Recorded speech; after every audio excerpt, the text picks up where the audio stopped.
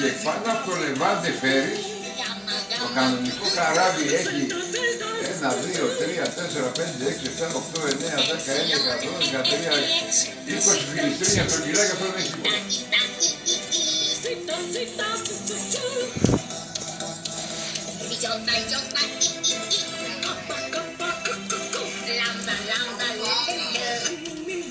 Ναι, μπράβο, πάνω στο άσπρο έχεις πόσο κιλά έχει, γιατί θα έχει φιλιστά και ανοιχτά, πρέπει να έχει 1, 2, 3, 4, 5, 6, 7, 8, 9, 10, 11, 12, 13, 14, 15, 16, 17, 18, 19, 20, 24, 25.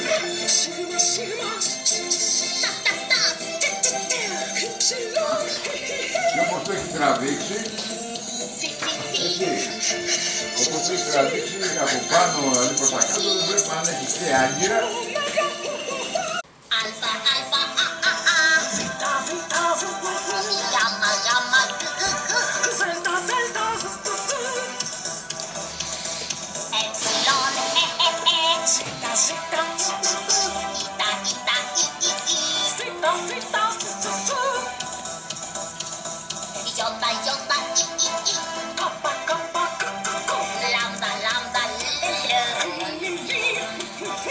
Μπράβο, ξεκινάμε μπροστά.